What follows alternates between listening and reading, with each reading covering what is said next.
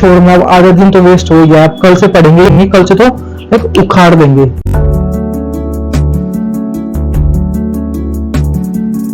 जो हमारे टास्क है उसमें से थोड़ा हो पाए उनको हमें कंप्लीट करना है। कंटिन्यू करता हूँ, 2-3 टॉपिक्स और पढ़ लेता हूँ। एमसीक्यू एंड जो भी शॉर्ट क्वेश्चंस होते हैं वो बन के आते हैं यहाँ से सबसे ज़्यादा।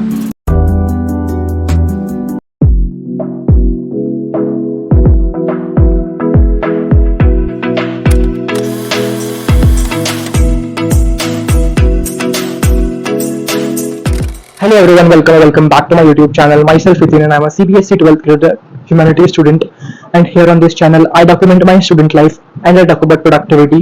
So basically आज की वीडियो का टॉपिक होने वाला है saving my half wasted day. Basically आज है 4th of June and it's currently 3:53, almost 4 PM। Evening का टाइम होने वाला है, शाम होने वाली है, एंड मैंने ऑलमोस्ट अपना आधा दिन तो वेस्ट कर ही दिया है आज का। सो व्हाई नॉट कि हम बचा हुआ आधा दिन प्रोडक्टिवली स्पेंड कर लें या फिर बचा हुआ आधा दिन सेव कर लें। तो वही होने वाला है इस वीडियो का title basically. So most of the time हम क्या करते हैं या फिर specially in the summer vacations हम लोग क्या करते हैं, हम लाइक एंजॉय करते हैं ऑब्वियसली। तो हम क्या करते हैं, कई बार हमारा आधा दिन वेस्ट हो जाता है।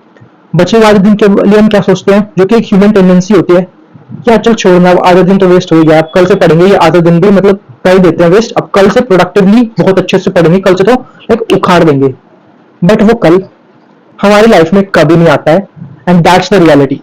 यही हम सबसे बड़ी मिस्टेक करते हैं। उसकी जगह हमारा माइंडसेट क्या होना चाहिए कि चलो आधे दिन तो वेस्ट कर दिया है, बट अब इस बचे हुए आधे दिन को वेस्ट नहीं करना है, इसको बहुत अच्छे से प्रोडक्टिवली स्पेंड करना है। जो भी हमारे टास्क है उसमें से थोड़ा हो पाए उनको हमें कंप्लीट करना है, ये हमारा माइंडसेट होना चाहिए।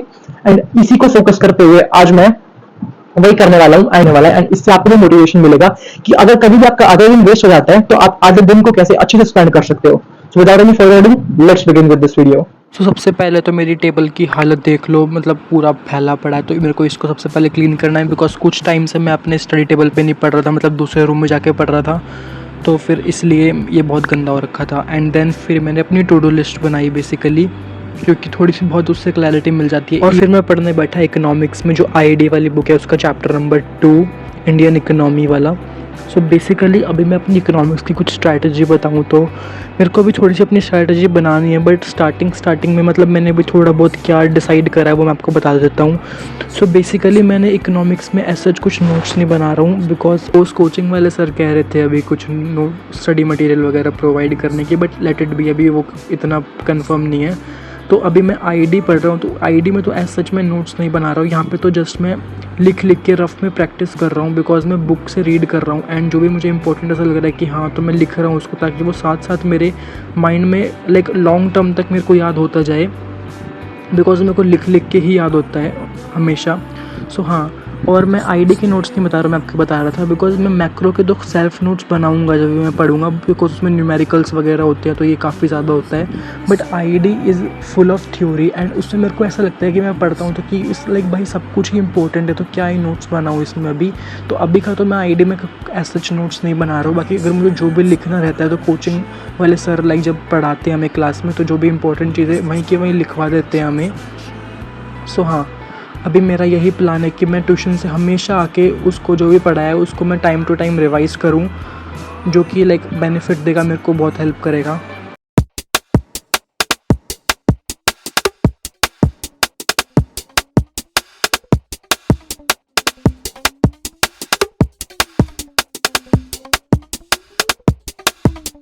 बेसिकली जो TRGen में ये बॉक्सेस होते हैं ना, हाईलाइट्स वाले, ये जो भी बॉक्सेस में इंफॉर्मेशन होती है ये बहुत ज़्यादा इंपॉर्टेंट होती है। कई बार क्या करते हैं हम इसको इग्नोर कर देते हैं, एंड जो ये हमारा मेन कंटेंट होता है इसको पढ़ने लग जाते हैं। बट ऐसा नहीं करना, जब भी हम चैप्टर के रीडिंग ले तो इन बॉक्सेस को भी पढ़ना है, अच्छे से लर्न करना है, बिकॉज यहाँ से सबसे ज़्यादा MCQ एंड जो भी शॉर्ट क्वेश्चन होते हैं वो बन के आते हैं यहाँ से सबसे ज़्यादा। सो हाँ, इन पर भी फोकस करना है।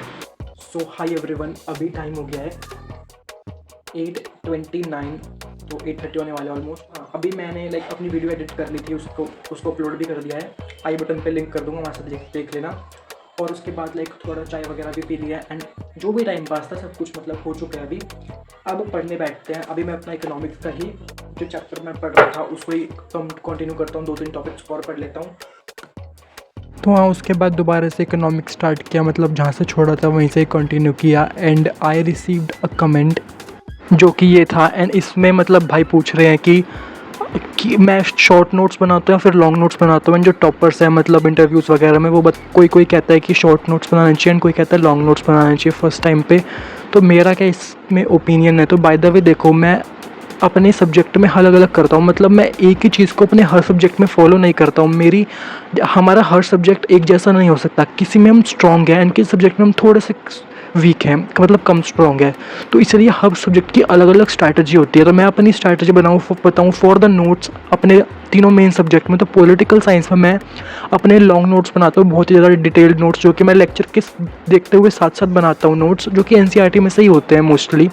एंड अगर मैं हिस्ट्री की बात करूँ तो हिस्ट्री में हमारे स्कूल वाली मैम ही इतना ज़्यादा लिखवा देती है, मतलब 100 क्वेश्चन, 50 क्वेश्चन। लिटरली अगर मैं 150 क्वेश्चंस बोल रहा हूँ तो लिटरली वो 50-100 क्वेश्चंस होते हैं। मतलब हर टॉपिक में से मैम जो क्वेश्चन बनता है ना सब लिखवा देती हैं। अगर लिखवाती भी नहीं है कुछ क्वेश्चंस जो कुछ ज़्यादा बड़े बड़े होते हैं, या फिर अगर उनको लगता है कि बहुत ज़्यादा लिखवा दिए तो फिर वो मार्क करवा देती है कि हाँ यहाँ पे बुक में ही मार्क कर लो। तो मतलब सब कुछ वो मैम बता देती है लिख कर कि ये पॉसिबल क्वेश्चंस हैं।